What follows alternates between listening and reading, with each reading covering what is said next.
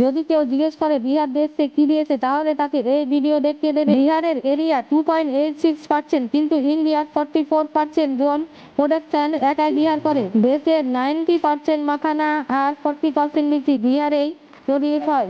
পৃথিবীর প্রথম বিশ্ববিদ্যালয় নালন্দা আর বিক্রমশিলা বিহারে অবস্থিত। বিহার ভারতের একমাত্র স্টেট যা বিহারের মাটিতে জৈন আর বৌদ্ধ ধর্ম প্রতিষ্ঠিত হয়েছে। আর শিখদের দশম গুরু গুরু গোবিন্দ সিং এর জন্ম বিহারের পাটনাতে হয়েছিল। এটাই নয়, পৃথিবীতে শূন্য আবিষ্কারের আর্যভট্ট ও বিহারের ছিল। আজকের দিনে ভারতের সবথেকে শক্তিশালী ইলেকট্রিক ট্রেনের ইঞ্জিন বিহারের মাধেপুরা ফ্যাক্টরিতে তৈরি হয়। সেই সময় মগধ এম্পায়ার, মডেল এম্পায়ার আর গুপ্তা এম্পায়ার বিহার থেকেই চালানো হতো। কারণ এর ক্যাপিটাল রাজগিরি আর পাটলিপুত্র শহর ছিল।